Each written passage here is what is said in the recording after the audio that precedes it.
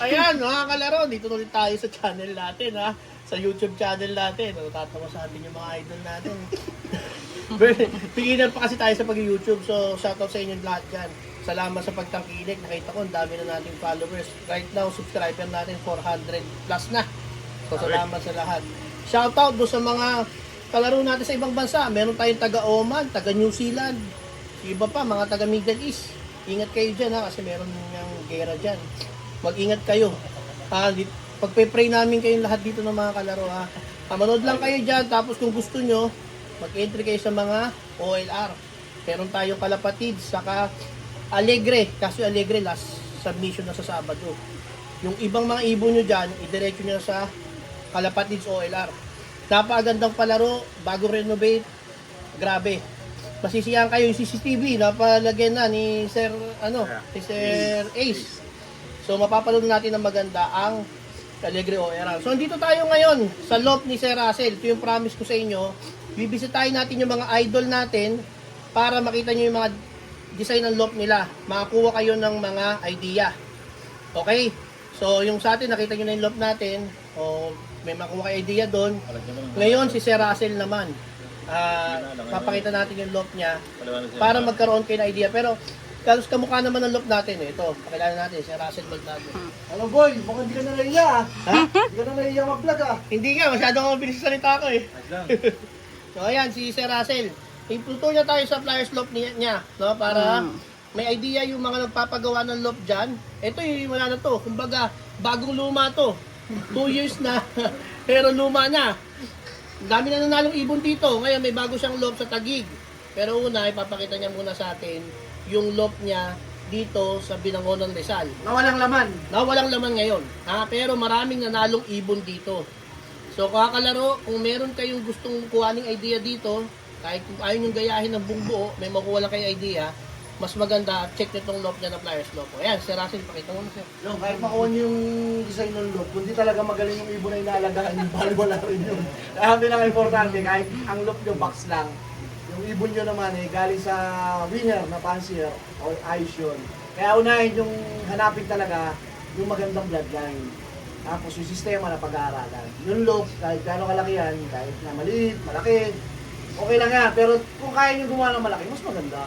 Pinaka-the best yun. Yung kaya nyo mag-alaga ng maayos, kaya nyo kumilos sa maayos, maglinis, tapos magpakain, magaan gumalaw yun. Yun ang pinaka-importante sa loop, yung pinaka-the best dyan, madaling linisin. Ano ba, dapat unahin? Kalapate o loop? Siyempre dapat loop muna. Kasi pabili ka ng kalapati, tapos wala ka paglalagyan, di ba? Tulugan. Problema yan. Kaya nga kahit anong loop pwede. Maliit, malaki, unahin nyo yan. Tapos, tsaka yung maghanap ng bloodline na gusto nyo alagaan. O, pinaka-technique. Pinaka-technique lang ha, na pagpili ng alaga. Kung ano yung alagaan nyo. I-check nyo, nasa Facebook naman, o kaya YouTube, maghanap kayo. Sino yung mga nananalo taon-taon, hindi man nananalo, nandyan siya contender o laging top 10 sa overall o lagi may pauwi ng dulo. Kasi once na umuwi ang ibon ng dulo, may chance na manalo ng super set siya kahit nagbubutas. Kasi kaya niyang dumulo eh. Ang nagiging problema lang siguro, yung pag-pick ng katawan niya o ng health niya, pagka mga, kunyari, lap 1, lap 2, hindi pa siya pick, di ba? Kaya yun yung tatrabahuin nyo, aralin yung magandang sistema. Kaya kung pipili kayo ng ibon, yung mga nananalo. Ayan, alam niyo na. Nakapadala lang. Ayan, hindi. Itong loft ni Sir, sabi nga niya, unahin yung gagayin ng kalapate kasi kahit bumili kayo ng, mas mahal yung mabili mong ibon, na problema, wala kang lalagyan. So, pero kung may kakayahan kayo magpagawa ng ganito, mas maganda. Pero kahit maliit lang. Kahit ganito, mas maganda pa rito, the best yun. The best, so ayan. Basta ang pinakamaganda na magandang design ng loop dapat na meron sila, madaling linisin. Yan. Number 1, huwag kang mag-ano sa madumi. Dapat sa malinis. Oo. So ito yung mga idol natin dito, sunod nating bibisitahin yan. Makikita nyo yung loft niyan, ha? Kasi yung mga followers natin, naghahanap ng makikitang magandang loft. Yung talagang ano nila, gagawin nilang model. So ito, pakita natin kay Sir Russell, Sir. Wow, marami ng magandang loop na yun. Ito, maganda, maraming nanalo dito eh. Wala na yung box eh.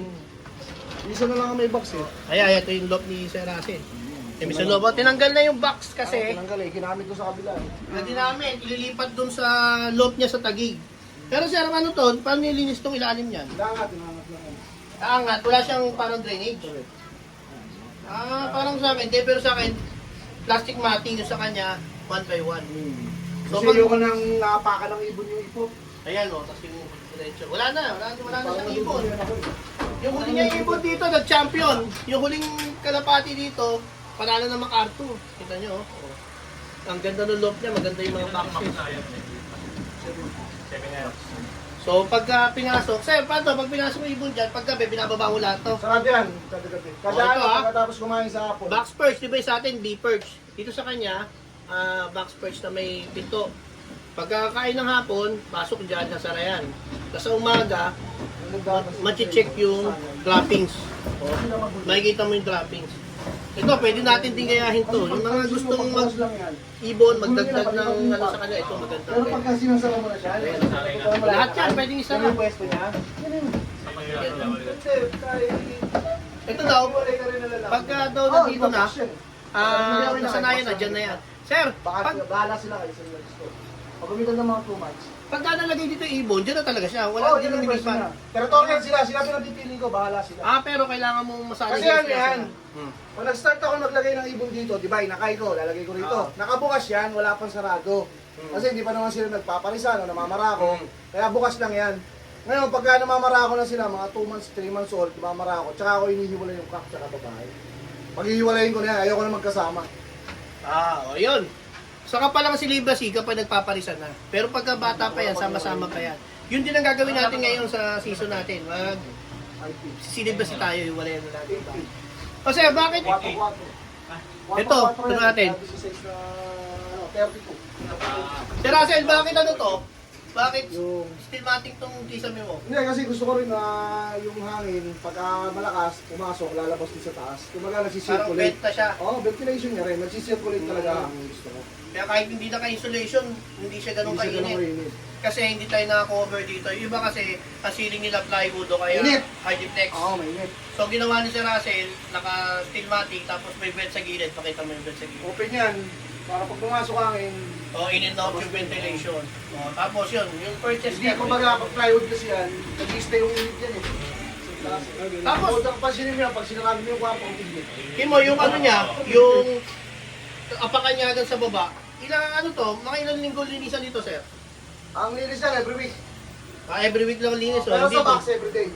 Sa box Kasi everyday. droppings. Sa trappings dito sa baba, every week. So yan, convenient siya sa nagsisimula Kasi kasi inapakan. nililinisan. Pero kung yan, plywood, tabla, dapat araw-araw mo nililinis. Eh kaso maselan kasi ako sa pagdating sa ibon, sa paa, ayoko na malagkit. Ayoko nang nanlalagkit yung paa, ayoko nang dudumihan yung paa, kaya still mating nilagay ko. Oh, yun ha, yun. So ito, gayahin nyo itong perch, oh. Oh, i-close up mo. Uy, close up mo. Wala pa kagay. Kaya Mawagalit. Kaya yun. Oh, ayan ha. Para sasanay mo sila.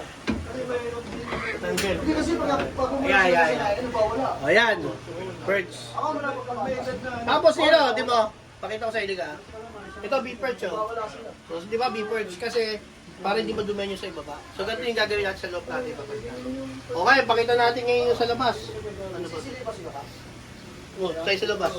Doon ka. Papakita namin yung aviary. Ito yung aviary, oh. Parang sa atin, no? Hindi makulit. Pag ano kasi, pagka Pero yung sa atin, ginawa natin 4 inches, sa kanya 3 inches. Pero as stress parehas din. sa atin. Ito. Makulog ako dito. Mamalaglag ka, oy. Kaya, okay ba ito? Okay yan, okay yan, okay yan. Ito, parang Kaya pag sa... nalaglag ka dyan, pababa, hindi pataas. Okay lang, ha? Baka mahulog tayo. Kaya sa loop natin, di ba ganito rin? Tapos dito din yung ano. Ginaya ko nga yung loop niya. Kaya ano, ginaya natin. Tapos mo, yung sa kanya, yun nga lang, yung double door niya stainless. Yung sa atin local eh. Ano eh, baka lang. Square bar lang eh. Oo. Ayan. Pero gagayahin natin yung spacing niyan. Kasi yung sa akin, nakakalabas yung maliit. 4 lang, 4. 4 inches. 4 inches pala. O, 4 inches guys, 4 inches. Yung mga nagtatanong, mahilig sa measurement. Sa YouTube natin, marami nagko-comment anong mga sukat. Itong double dome natin, yung mala ex machina tawag ng mga iba dito, no? Mala ex machina.